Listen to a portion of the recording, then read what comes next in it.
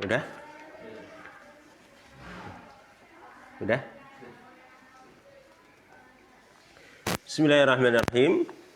Assalamualaikum warahmatullahi wabarakatuh. Innal hamdalillah nahmaduhu wa nasta'inuhu wa nastaghfiruh wa na'udzu billahi min syururi anfusina wa min sayyiati a'malina may yahdihillahu fala mudilla lahu wa may yudlil fala hadiya lahu wa asyhadu an la ilaha illallah wahdahu la syarika lah wa asyhadu anna Muhammadan abduhu wa rasuluhu sallallahu alaihi wasallam la nabiyya ba'dah. Allahumma salli wa sallim wa barik ala nabiyyina Muhammad wa ala alihi wa ashabihi wa man istanna bi sunnatihi ila yaumil la raiba fihi.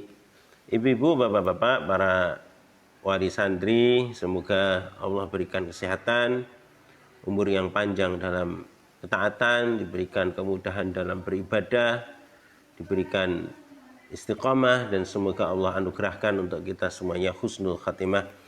Alhamdulillah, pada kesempatan kali ini kita bisa melanjutkan lagi kajian kita bersama, membahas kitab Khulasah Al-Fawaid wal Qawaid dalam Syarah Arba'in Nawawiyah. Semoga apa yang disampaikan menjadi ilmu yang bermanfaat. Sekali lagi sering kami sampaikan bahwasanya ilmu itu bukan hanya sekedar thaqafah atau wawasan, tapi ilmu itu hendaklah mencapai khasyah, mencapai derajat khasyah, rasa takut, rasa takut. Ketika seorang belajar, maka ada rasa takut, jangan-jangan dalam belajarnya ada ketidakikhlasan, adalah belajar kemudian ketika dia mempelajari ilmu atau belajar, dia takut barangkali dari ilmu yang dia dapatkan itu tidak diamalkan, nanti takut bagaimana hisabnya, nanti di akhirat akan ditanya an ilmihi madza amila bihi, tentang ilmunya apa yang telah dia amalkan. Ini takut, ini derajat khasyah, ini takut yang didasari dengan apa? Ilmu, masya Allah, dia mengetahui satu ilmu, tahu tentang satu yang haram, dia takut terjerumus dalam keharaman tersebut karena punya ilmunya, masya Allah. Nah, ini yang kita harapkan, ini ilmu yang mengantarkan ke khasyah, ilmu tersebut bisa diamalkan. Demikian, mudah-mudahan Allah memberikan kepada kita ilmu yang bermanfaat, ilmu yang bisa mencapai derajat khasyah. Kita lanjutkan dalam pembacaan kitab ini. Kemarin sudah sampai hadis yang ke-13 Kita akan baca hadis yang ke-14. Kita baca hadis yang ke-14. Bismillahirrahmanirrahim. Kita baca An Ibni Mas'udin radhiyallahu ta'ala anhu qala. Hadis yang diriwayatkan dari sahabat Ibnu Mas'ud radhiyallahu ta'ala anhu qala. Beliau berkata, qala Rasulullah sallallahu alaihi wasallam. Rasulullah sallallahu alaihi wasallam bersabda, la yahillu, tidak halal, damu mri'in muslimin, darah seorang muslim, yashhadu an la ilaha illallah, yang dia bersaksi tidak ada sembahan yang berhak disembah kecuali Allah. Jadi dalam penerjemahan yang lebih tepat terhadap kalimat la ilaha illallah adalah tidak ada sembahan yang berhak disembah kecuali siapa? Allah, kecuali Allah, karena maknanya adalah la ma'budu bihaqqin illallah, tidak ada sembahan yang berhak disembah kecuali Allah Subhanahu wa taala. Sembahan itu banyak, akan tapi sembahan-sembahan itu adalah sembahan-sembahan yang batil, yang berhak disembah hanya siapa? Allah Subhanahu wa taala. Sehingga makna dari kalimat la ilaha illallah adalah apa? La ma'budu bihaqqin illallah, artinya tidak ada sembahan yang berhak disembah kecuali Allah Subhanahu wa taala. Nah, di sini Rasul sallallahu alaihi wasallam bersabda, tidak halal darah seorang muslim yang dia bersaksi tidak ada sembahan yang berhak disembah kecuali Allah, wa anni Rasulullah, dan aku adalah utusan Allah, ya. Illa, kecuali bi ihda tsalas, kecuali salah satu dari yang tiga, ya, kecuali salah satu dari yang tiga. Jadi asalnya darah seorang muslim itu haram ditumpahkan, haram diganggu, kecuali tiga ini, ya. Apa itu? As-sayyibu az-zani, ya, orang yang sudah menikah kemudian dia malah berzina, wal iyadzubillah. Ya, kemudian yang kedua, wa nafsu bin nafsi, ini orang yang membunuh jiwa. Ya, jiwa dengan jiwa artinya orang yang membunuh. Ya, kemudian wa tariku lidinihi al-mufariqu lil jamaah. Yani, ya, orang yang meninggalkan agamanya, yang menyempal dari jamaah kaum muslimin, artinya orang yang murtad, ya. Jadi ini adalah tiga, ya, kelompok orang yang secara syariat, ya, halal darahnya. Yang pertama apa? Ya, orang yang sudah menikah dan dia berzina, kemudian orang yang membunuh, dan orang yang murtad, ya, wal iyadzubillah. Rawahul Bukhari wa Muslim, diriwayatkan oleh Imam Al-Bukhari dan Muslim. Ya, sebelum kita baca tentang hal yang terkait dengan lughatul hadis, ya, kita, ya, perlu mengenal tentang sahabat yang meriwayatkan hadis ini. Ini siapa? Ya, Ibnu Mas'ud. Beliau bernama Abdullah. Ya, namanya siapa? Ya, Abdullah. Yani Abdullah bin Mas'ud. Ya, kunyahnya, ya, Abu Abdurrahman. Ya, namanya adalah Abdullah. Kunyahnya adalah Abu Abdurrahman. Selain dari nama beliau yang dikenal, yakni Abdullah bin Mas'ud, beliau juga dikenal memiliki nama Ibnu, ya, Ummi Abdin. Siapa namanya? Ibnu Ummi Abdin. Dia punya nama Abdullah bin Mas'ud, ya. Ya, orang biasa menyebutnya dengan Ibnu Mas'ud, ya, atau Abdullah bin Mas'ud, atau Ibnu Ummi Abdin. Ini terkait dengan satu pribadi. Ini siapa tadi? Abu Abdurrahman Abdullah bin Mas'ud radhiyallahu taala anhu. Nah, beliau ini adalah termasuk sahabat dalam kategori as-sabiqunal awwalun, sahabat yang awal-awal masuk Islam. Ya, di antara keutamaan sahabat Ibnu Mas'ud radhiyallahu taala anhu, beliau adalah sahabat yang awal-awal masuk apa? Dalam apa? Islam. Kemudian di antara, ya, keutamaan beliau adalah termasuk sahabat ahlul Quran, ya, yang ahli dalam Quran. Bahkan mendapatkan rekomendasi secara khusus dari Nabi kita Muhammad sallallahu alaihi wasallam. Dalam sebuah riwayat yang diriwayatkan oleh Imam Bukhari dan Muslim, Rasul sallallahu alaihi wasallam bersabda, ya, khudul Quran min arba'ah. Ambillah Quran dari 4 orang. Masalah ini rekomendasi khusus, ya. Kata Nabi sallallahu alaihi wasallam, min Abdullah bin Mas'ud. Yang pertama dari Abdullah bin Mas'ud. Jadi direkomendasi langsung oleh Rasul sallallahu alaihi wasallam untuk diambil ilmu Qur'annya. Ini dari Abdullah bin Mas'ud. Yang kedua Salim. Yang kedua Salim. Yang ketiga Mu'ad ibnu Jabal. Ya, yang keempat adalah, ya, Ubay bin Ka'ab. Ya, Ubay bin Ka'ab. Ini adalah sahabat-sahabat ahlul Quran. Ya, ini Ibnu Mas'ud, ya, Salim, kemudian Mu'ad bin Jabal dan Ubay bin Ka'ab. Ya. Ini 4 sahabat yang direkomendasi oleh Rasul sallallahu alaihi wasallam. Bahkan secara khusus Rasul sallallahu alaihi wasallam memberikan rekomendasi untuk siapa? Sahabat Abdullah bin Mas'ud radhiyallahu taala anhu, seperti yang diriwayatkan dalam hadis yang diriwayatkan oleh Al-Imam An-Nasa'i.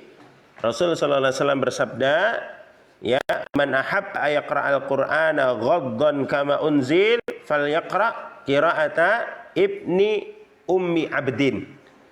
Barang siapa yang menginginkan untuk membaca Al-Quran sebagaimana bacaan Al-Quran itu diturunkan, ya, barang siapa pengen membaca Al-Quran sebagaimana Al-Quran itu diturunkan, kata Nabi sallallahu alaihi wasallam, fal yaqra qira'ata ya ibni ummi abdin. Hendaklah dia membaca seperti bacaannya ibnu ummi abdin. Tadi nama lain dari Abdullah bin Mas'ud siapa tadi? Ibnu ummi abdin. Maka ya, di sini ada rekomendasi khusus dari Nabi sallallahu alaihi wasallam, barang siapa ingin membaca Al-Quran sebagaimana diturunkan, hendaklah membaca seperti bacanya ibnu ummi abdin, yang tidak lain adalah siapa tadi? Sahabat Abdullah bin Mas'ud radhiyallahu taala anhu.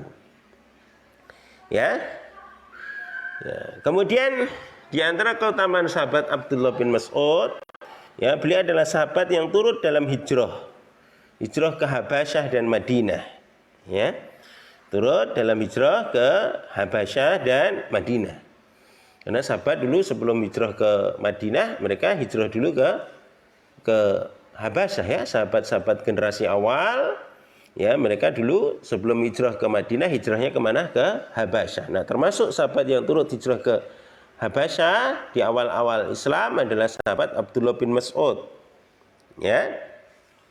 Kemudian di antara keutamaan dari sahabat Abdullah bin Mas'ud, beliau adalah sebagai pelayan Rasul sallallahu alaihi wasallam. Sebuah kehormatan bisa melayani Rasul sallallahu alaihi wasallam, memenuhi kebutuhan-kebutuhan yang diperlukan oleh Rasul sallallahu alaihi wasallam.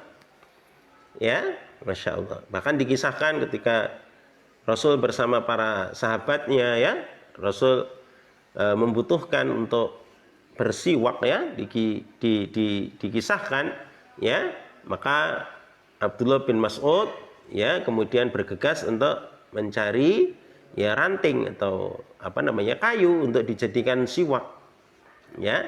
Nah, ternyata pas sedang mencari kayu untuk dijadikan siwak, itu jubah dari sahabat Abdullah bin Mas'ud ini tertiup angin, sehingga betis Abdullah bin Mas'ud ini kelihatan kecil, maka refleks sahabat satu pada ketawa, ya.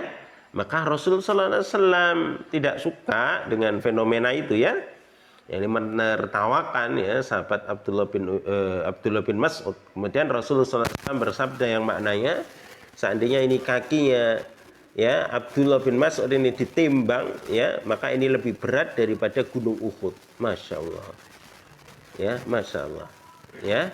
Nah, ini, ya, walaupun mungkin secara fisik, ya, secara perawakan tidak besar, tapi Masya Allah amalannya luar biasa, ya, sebagai pelayan dari Rasul Shallallahu Alaihi Wasallam, ya.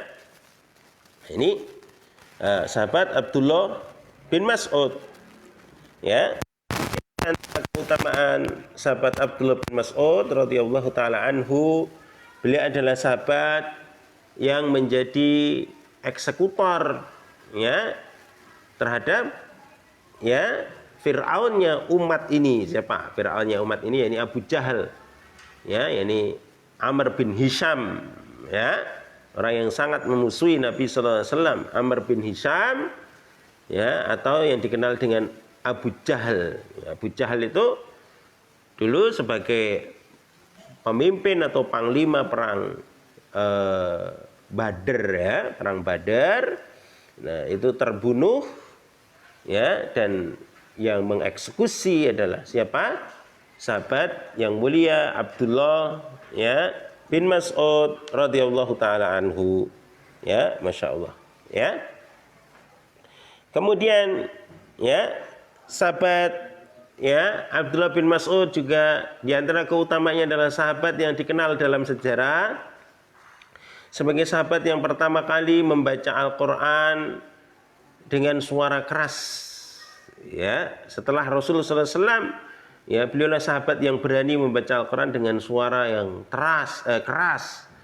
Kalau pas awal Islam kan nggak pada berani, karena nanti khawatir nanti disakiti oleh orang-orang kafir Quraisy saat itu.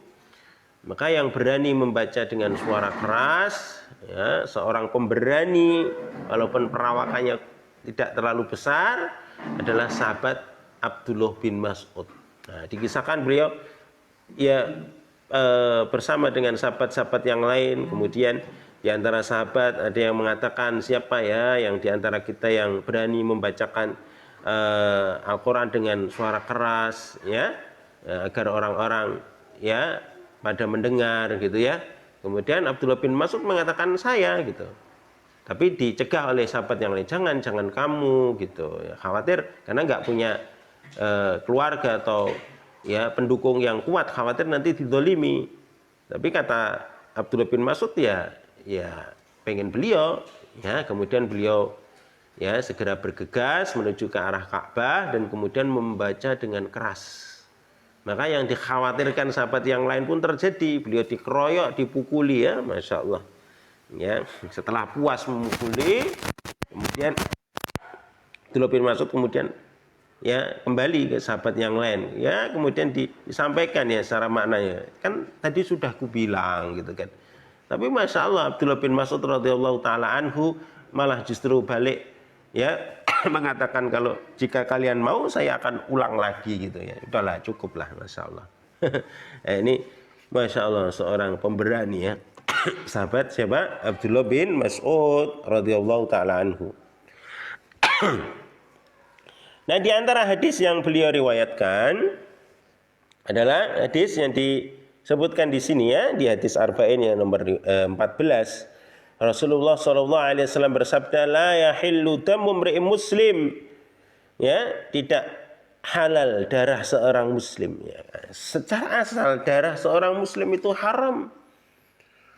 Ya, kata Nabi SAW yang disebutkan dalam sebuah riwayat yang diriwayatkan oleh Imam Bukhari dan Muslim, Rasulullah SAW bersabda, fa inna dima'akum wa amwalakum wa a'radakum bainakum haram.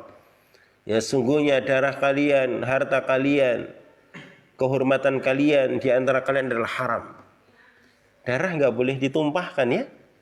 Berharga darah seorang muslim, Masya Allah. Ya. Bahkan kata Nabi SAW yang disebutkan dalam sebuah riwayat yang diriwayatkan oleh Imam An-Nasa'i, Rasulullah SAW bersabda, la zawalud dunya ahwanu indallah min qatli rajulin muslim. Ya. Ya.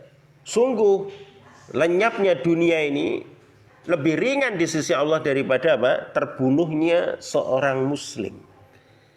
Jadi jiwa seorang muslim ini terjaga, haram ditumpahkan. Harganya mahal.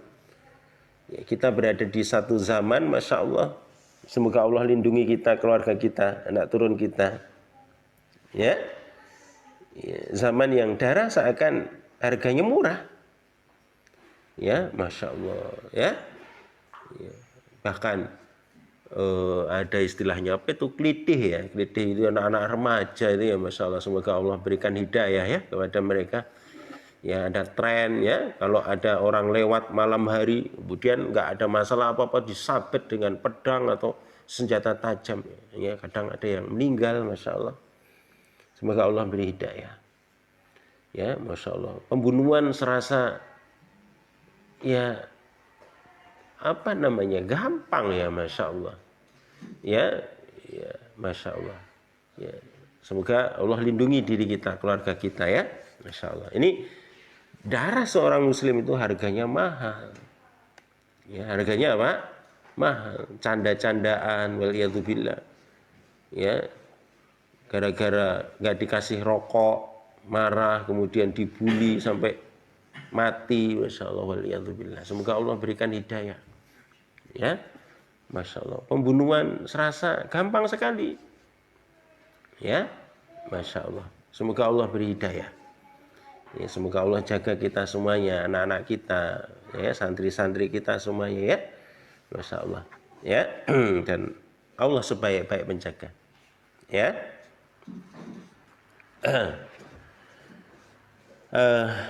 Ini ya, jadi tidak halal ya darah seorang muslim yang dia bersaksi tidak ada sembahan yang berhak disembah kecuali Allah dan Nabi Muhammad utusan Allah, kecuali dengan tiga ya golongan tadi, tiga keadaan tadi ya. Ini yang pertama orang yang sudah menikah dan berzina, yang kedua orang yang membunuh, dan yang ketiga orang yang murtad. Ya, kita baca lughatul hadisnya ya. Kita baca ya bahasa atau kosakata hadisnya, la yahillu damu mri'in muslim, maknanya adalah la yahillu qatluhu.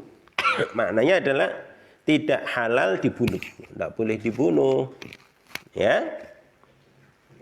Kemudian illa bi ihda salasin, kecuali salah satu dari yang tiga. Maknanya adalah ai bi wahidatin minas salas al mawjudati fil hadis. Ya. Itu salah satu dari yang tiga yang terdapat dalam apa? Hadis. Terdapat dalam apa? Hadis. Ya. Ats-tsayyibu az-zani. Ats-tsayyib huwa al-mutazawwij bi nikahin sahih. Ats-tsayyib itu maknanya adalah orang yang sudah menikah dengan nikah yang benar, yang sah. Az-zani ay al-mutazawwij idza zana. Wa mithluhu al-mar'atu. Ya, dia sudah berkeluarga tapi malah berzina wal iyadzubillah. Demikian pula perempuan sama saja ya. Ya, apabila melakukan ya kana mustahiqan lil qatli. Ya, ini orang yang berzina tadi baik laki atau perempuan itu berhak dibunuh. Ya. Ya. Ya, idal insan ya al mutazawwijun ya min imra'atin wa rajulin wa zana fa inna haddahu al qatlu. Ya. Ya. Jadi apabila seorang itu yang sudah menikah baik perempuan atau laki-laki dan berzina, maka hukumannya adalah dibunuh. Wa sayati anal qatla huna al maqsud bihi ar-rajm, dan ya datang penjelasan bahwasanya makna dari dibunuh di sini yang dimaksud adalah ar-rajm, yakni dirajam. Dibuatkan semacam lubang gitu ya. Ya, kemudian diberdirikan di situ dan dilempari dengan batu. Ya, Masya Allah. Ya. Nah, sampai mati. Ya, Masya Allah. Ini hukuman bagi orang yang berzina. Ya. Di antara hikmahnya kenapa kok dirajam tubuhnya gitu ya. Ya, Masya Allah. Kenapa kok dirajam tubuhnya, dilempari batu? Ya. Di antara ada yang mengatakan orang yang berzina itu yang merasakan kenikmatan adalah seluruh anggota tubuhnya. Waliyadzubillah ya. Ketika seorang berzina, sesaat mendapatkan kenikmatan seluruh anggota tubuhnya. Maka seluruh anggota tubuhnya ini berhak untuk dilempari dengan batu. Ya, dilempari dengan apa? Batu. Ya. Nah, ini hukuman bagi orang yang berzina waliyadzubillah. Ya. Kemudian an-nafsu bin nafsi, apa maknanya an-nafsu bin nafsi? Al-qisas, maknanya adalah qisas. Idza qatala nafsun fa innahu yuqtal. Apabila seorang itu membunuh fa innahu yuqtal, maka dia balas dibunuh. Ini namanya qisas. Salah satu syariat, ya ayyuhalladzina amanu kutiba alaikumul qisasu fil qatla. Ya. Orang yang beriman ya ditetapkan, diwajibkan atas kalian kisos dalam pembunuhan ya. Dalam orang yang meninggal itu ada kisos ya. Ya, Masya Allah, ini permasalahan darah ini luar biasa ya, Masya Allah. Ya. Darah ini urusannya besar. Ya. Nanti akan termasuk yang awal akan dihisab, tidak main-main. Karena ketika seorang itu terbunuh, maka di situ ada 3 hak. Ya, yang pertama adalah haknya Allah yang memberikan ya kehidupan untuk manusia, ya memberikan ya syariat untuk kemaslahatan manusia, aturan-aturan untuk ya kemaslahatan hidup manusia diterjang, maka ada hak Allah yang diterjang, maka harus bertobat. Ada hak wali, ada hak walinya ada hak ya, haknya ya wali boleh menuntut qisas tadi atau membayar diat ya, 100 ekor unta ya. atau memaafkan. Ada hak wali, wali dikasih hak. Agama yang sesuai dengan fitrah. Ya, tidak menyia-nyiakan hak wali. Bapak Ibu bisa membayangkan? Masya Allah, semoga Allah lindungi diri kita, keluarga kita ya. Orang-orang yang kita cintai. Misalnya seorang orang tua ya, ngerawat anaknya misalnya ya, bayi dimomong ya, pipis diganti popoknya ya, dirawat, Masya Allah, sakit diperiksakan ya, ketika PAUD ya, TK diantar sekolahnya, dibelikan baju-baju yang bagus ya, ya SD disekolahkan, pilihkan SD yang bagus, misalnya SDIT atau apa, biayanya mahal, banting tulang untuk biaya sekolah ya, kadang dikursuskan juga. SMP mungkin dipondokkan ya, Masya Allah. SMA juga demikian, kuliah ya, kemudian hanya permasalahan sepele, hanya karena mungkin di jalan ya ada senggolan, kemudian marah, orang yang kesenggol tadi terus dibunuh misalnya. Kira-kira bagaimana perasaan wali? Merawat sejak kecil karena nggak sengaja ya, nyerempet kemudian dibunuh, atau karena nggak sengaja karena pengen mencari makan sahur puasa Senin Kemis, karena sendirian kemudian dibacok waliyadzubillah sama kelitih misalnya. Gimana perasaan fitrahnya? Ya pengen menuntut balas. Masya Allah. Ini syariat menerapkan adanya kisos ya, atau diet atau memaafkan untuk memenuhi hak apa wali. Kalau seandainya hak wali sudah terpenuhi, hak Allah dipenuhi dengan bertobat, hak wali dipenuhi misalnya dengan kisos atau membayar diet, masih ada satu hak yang tertinggal, hak orang yang terbunuh. Nanti pengadilannya di sisi Allah. Maka disebutkan dalam satu riwayat, orang yang terbunuh ini kemudian membawa kepalanya, kemudian menuntut kenapa ya, kenapa kok dibunuh, kenapa kok dibunuh. Ya, Masya Allah, berat pertanggungjawabannya di hadapan Allah. Di antara yang akan diadili adalah pertama kali masalah darah. Maka jangan bermudah-mudah untuk membunuh. Ya, ini ada 3 hak. Hak Allah, hak wali, kemudian haknya siapa tadi? Haknya orang yang terbunuh. Ya. Kemudian at-tariku lidinihi, orang yang meninggalkan agamanya. Al-maksud bihi al-murtad. Yang dimaksud adalah orang murtad kok dibunuh, kok ekstrim banget. Ya enggak ekstrim. Ini untuk menjaga agama. Ya, menjaga agama, menjaga jiwa ya. Ya, Masya Allah, membunuh dikisos, ya, menjaga jiwa, menjaga agama. Ya. Ya. Seorang itu ya, ketika dalam Islam itu la ikraha fiddin, tidak ada paksaan dalam agama. Ya. Barang siapa menginginkan fal yu'min, dia beriman. Kalau menginginkan fal yakfur, ya dia silahkan kufur, urusannya sama Allah. Masuk agama Islam la ikraha fiddin, tidak dipaksa. Ya. Tidak dipaksa untuk masuk agama Islam. Qad tabayyana rusdu minal ghayy, sudah jelas kok agama Islam sesuai dengan fitrah. Mengajarkan orang hanya menyembah, beribadah kepada sesuai akal sehat.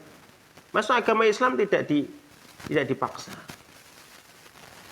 Ya, faman syaa fal yu'min, faman syaa fal yakfur. Kalau mau silakan beriman, kalau enggak ya silakan kufur. Enggak ada paksaan. Tapi ada tapinya. Kalau kemudian dia masuk Islam, maka dia terikat dengan aturan Islam. Wajar dong, ya, terikat dengan aturan Islam. Ya, logikanya begini. Ya, untuk takribul faham, untuk memudahkan, mendekatkan dalam pemahaman ya. Kalau seorang misalnya dalam sebuah kantor atau lingkungan kerja atau perusahaan atau pabrik Ya, orang di luar pabrik mau daftar ke pabrik tersebut, ya silahkan, ya tidak dipaksa. Ya, walaupun pabriknya itu mungkin bonafit, ya silahkan saja. Kalau nggak mau ya sudah, ibaratnya gitu, untuk memudahkan pemahaman. Tapi kalau sudah masuk ke kantor pabrik perusahaan tersebut, ada aturan, nggak boleh sembarangan sudah masuk kemudian resign misalnya. Kadang-kadang ada penalti, bayar.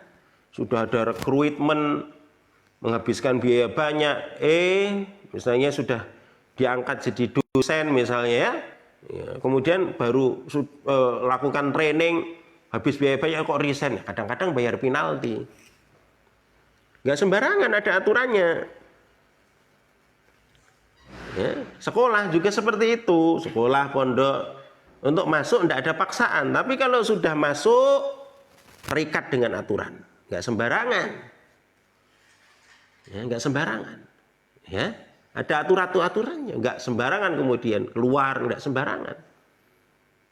Ya, nah dalam Islam, ya, seorang mau masuk agama Islam ya itu hidayah, silakan. Nggak mau ya sudah kubur, urusannya sama Allah. Tapi kalau sudah masuk agama Islam terikat dengan aturan, keluar dibunuh. Karena untuk menjaga agama, ya, menjaga apa? Agama. Keluar maka dibunuh. Yaitu aturannya seperti itu. Maka orang murtad itu dibunuh, waliyadzubillah. Ya, ya. Untuk menjaga agama, agar orang juga tidak bermudah-mudah untuk meninggalkan agama, mungkin hanya karena dunia. Ya, nggak bermudah-mudah. Ya, Insya Allah. Walaupun sebelum masuk Islam ya silahkan. Ya, tapi kalau sudah masuk Islam ada aturannya. Gitu nggih. Jadi supaya kita bisa memahami, loh kok keluar Islam kok dibunuh, katanya nggak ada paksaan. Loh iya, sebelum masuk Islam nggak ada paksaan. Tapi kalau sudah masuk ke dalam agama Islam ada aturannya. Nggak boleh keluar bunuh. Ya, Masya Allah.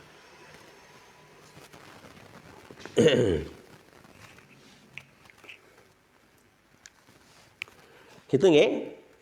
Nah.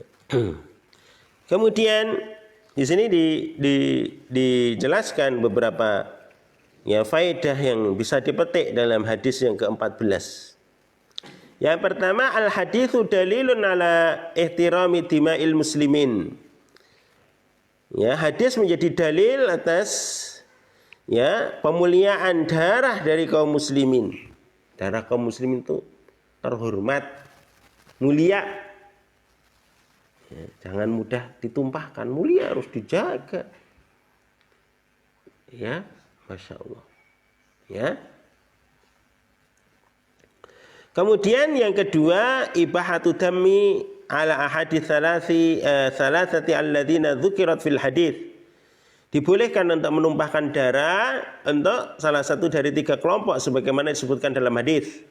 Tapi tentu yang berhak menumpahkan adalah pemimpin, waliul amr, untuk menjaga maslahah dan menolak mudarat yang lebih besar ya. Ya. Yang pertama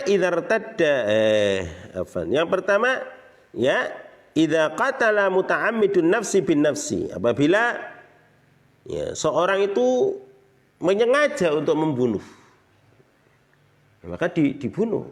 Beda kasusnya kalau nggak sengaja atau mirip dengan sengaja, tapi bunuh sih.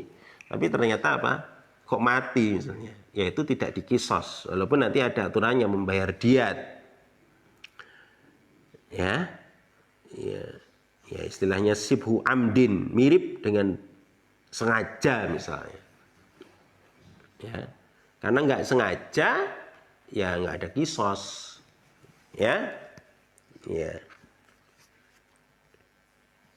Maka di sini beliau menjelaskan ya apabila pembunuhan itu dilakukan dengan cara sengaja, ya maka ada kisos.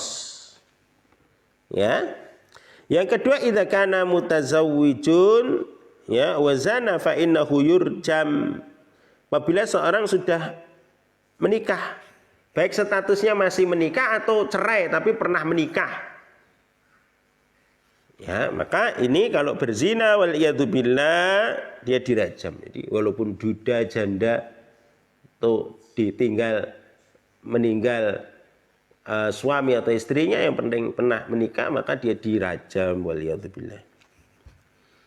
Ini untuk menjaga nasab, keturunan. Ya, Masya Allah. Ya, perzinaan itu merusak nasab. Ya, masalah dijaga. Loh, kok berzina dibunuh loh? Ya, sesuai fitrah juga kan? Ya, sesuai fitrah. Ya, seorang, ya bagaimana fitrahnya ya? Ya, seorang yang istilahnya apa? Ya, punya istri yang disayangi, dinafkahi, ya, kerja banting tulang ibaratnya ya. Kemudian waliyadzubillah tergoda karena medsos atau apa, kemudian berzina, bagaimana perasaannya? Marah, pengen bunuh istilahnya. Ya, maka syariat mengatur. Ya, ada hak ditumpahkan darahnya ini dengan dirajam.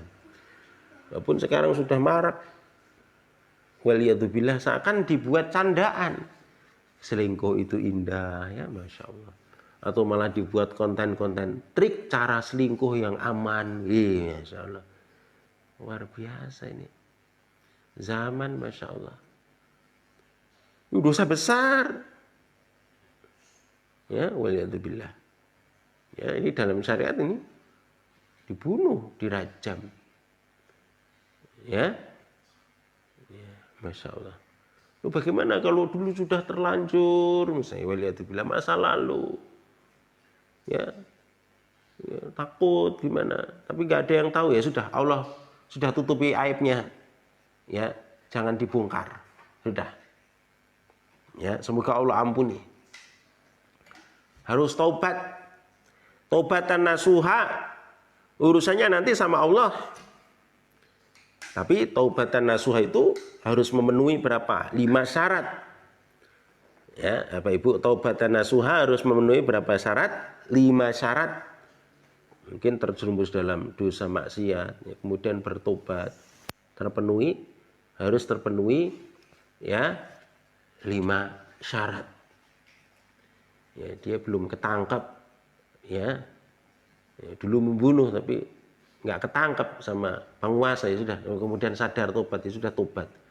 Dia berzina nggak ketahuan, ya tobat.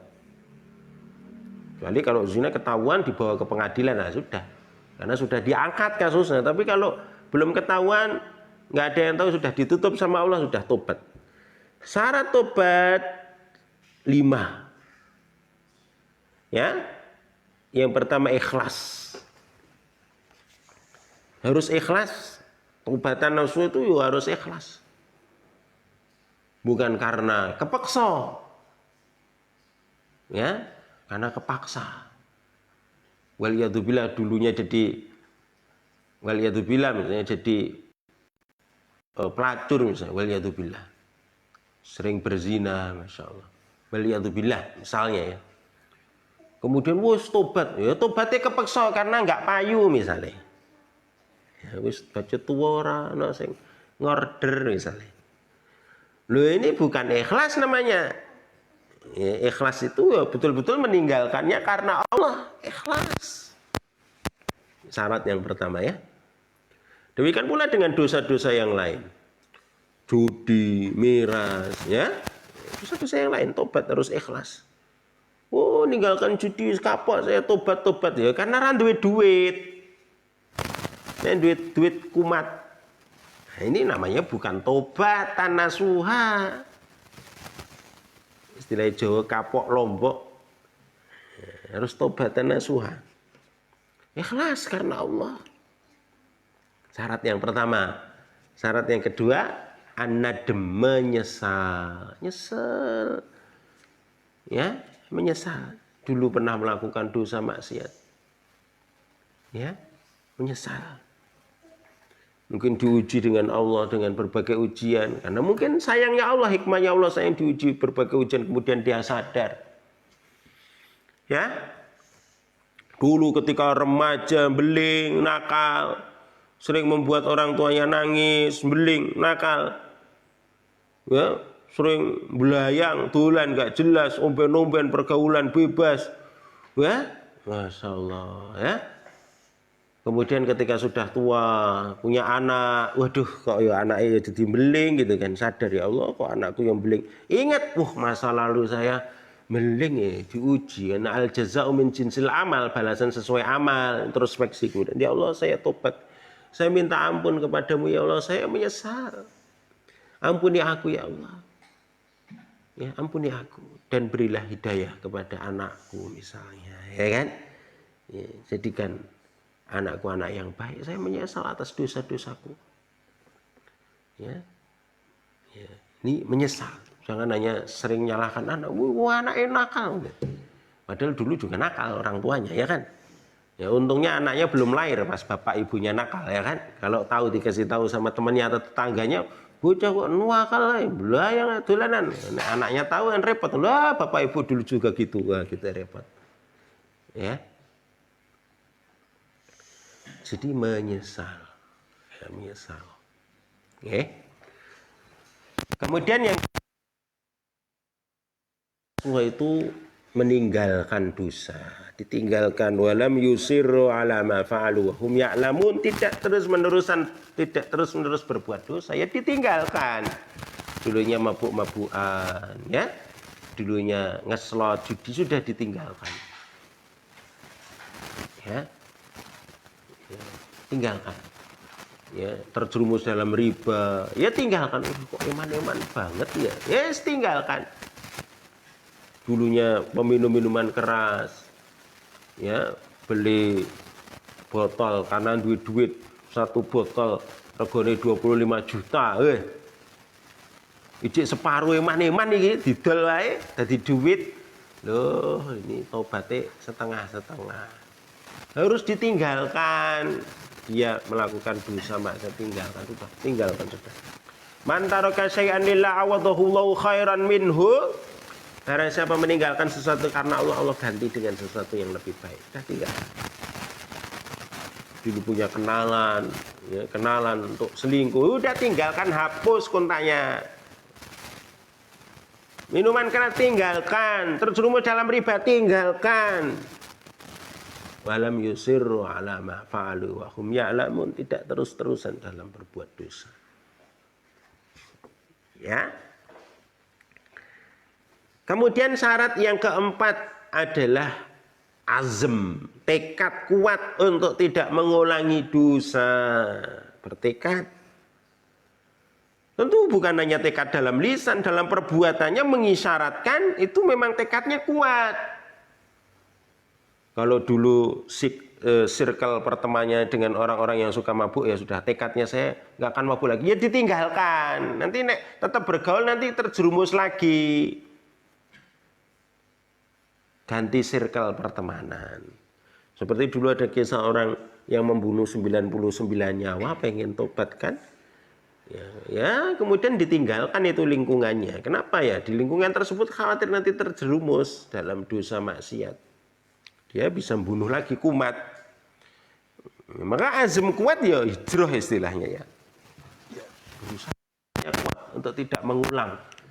Mencari sebab-sebab supaya kedepannya tidak mengulang lagi. Ya. Ya. Kemudian syarat yang kelima adalah syarat tobat diterima adalah bertobat sebelum waktu tobat tertutup. Nah, bertobat sebelum waktu tobat ditutup. Kapan ditutup? Ditutup ada secara personal, yaitu ketika nyawa sampai tenggorokan. Kalau sampai sudah tenggorokan, sudah sentrap-sentrup, sudah mau mati, ya sudah. Innallaha yaqbalu taubatal abdi ma lam yughargir. Ya, Allah masih berkenan mengampuni atau menerima tobat seorang hamba sebelum nyawanya sampai di tenggorokan. Ya. Atau pintu tobat tertutup secara keseluruhan, yaitu ketika ya matahari sudah terbit dari barat. Jadi Allah masih menerima tobat hatta tatlu asyamsu min maghribiha, sampai ketika matahari terbit dari barat. Kalau sudah terbit dari barat sudah tertutup pintu tobat. Jadi syarat tobat ada berapa tadi? Ada 5. Nah, ini perlu diperhatikan, nggih. Nah,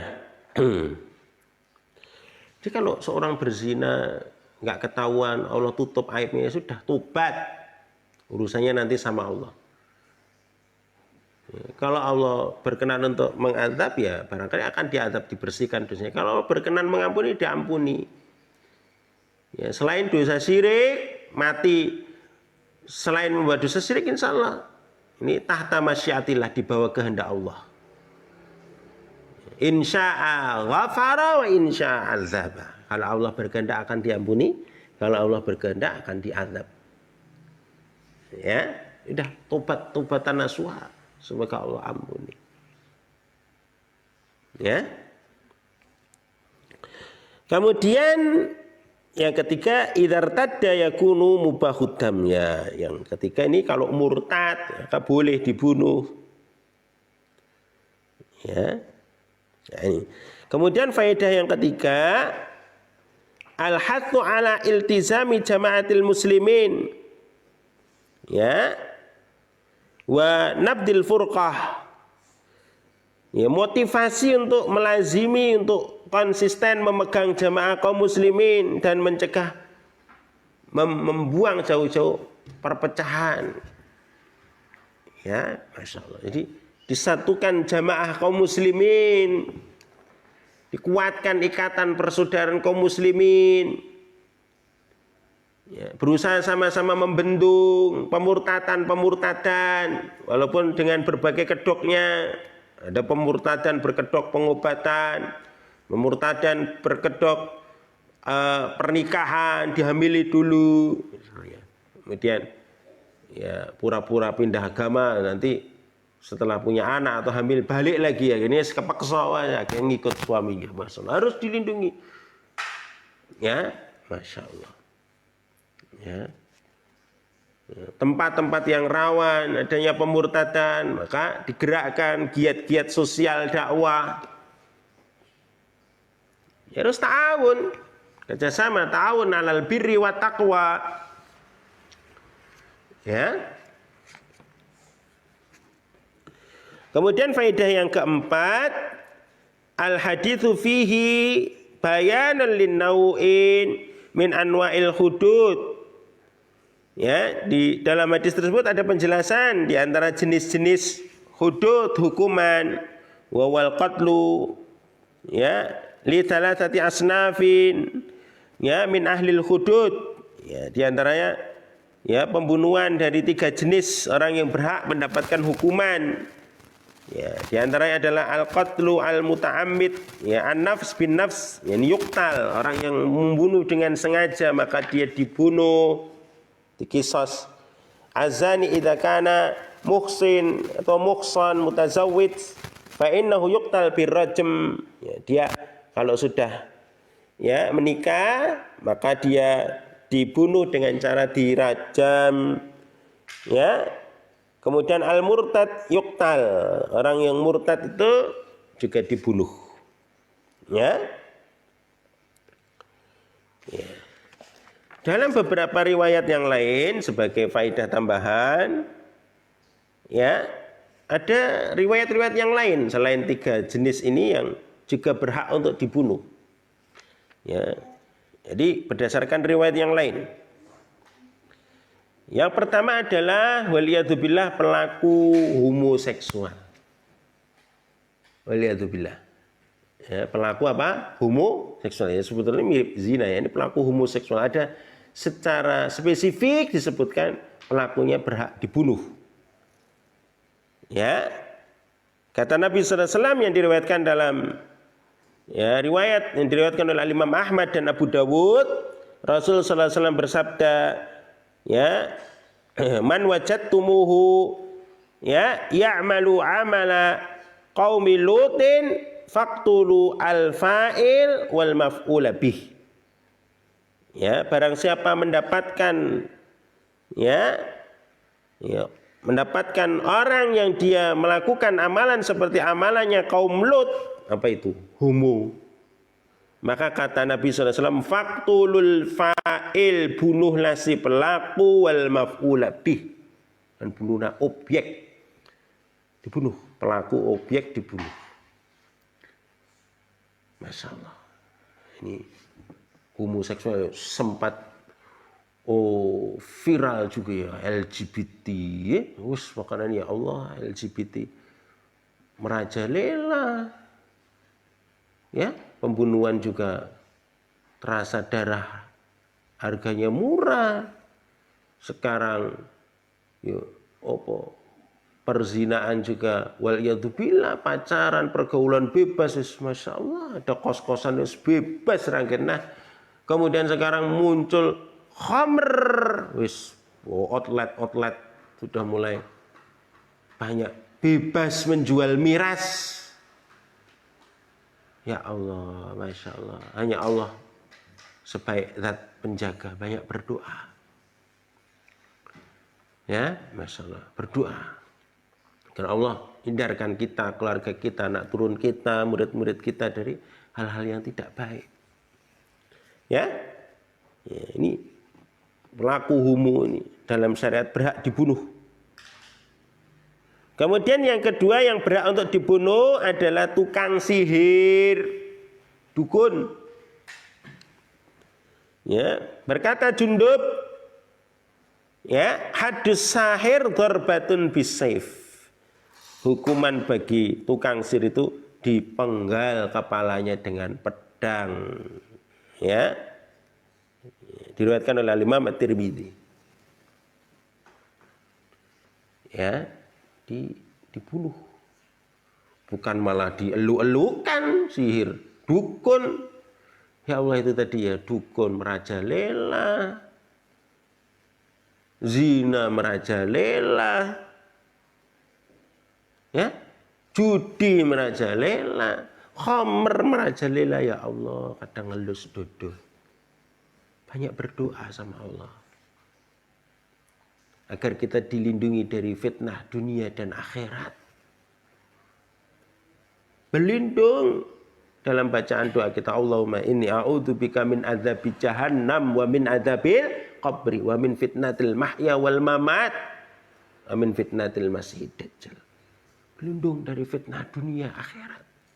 Luar biasa. Allah sebaik-baik penjaga. Kok dipikir tenan ya mumet. Hidup di luaran kalau tidak dijaga sama Allah itu masya Allah. Ya, berlindung sama Allah. Karena tidak ada daya dan kekuatan kecuali dari Allah, maka keluar rumah berdoa bismillahirrahmanirrahim, la haula wala quwata illa billah. Ya, masya Allah. Ya.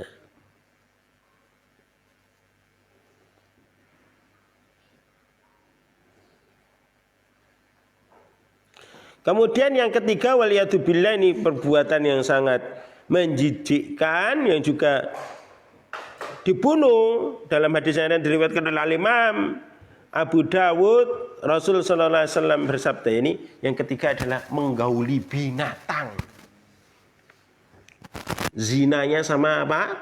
Binatang. Ya, sama guguk.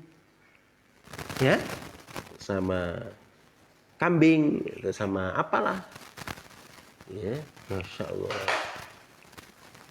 Menggauli binatang itu dalam Islam dibunuh. Kata Nabi sallallahu alaihi wasallam, man ata bahimatan faqtuluhu waqtuluha ma'ahu.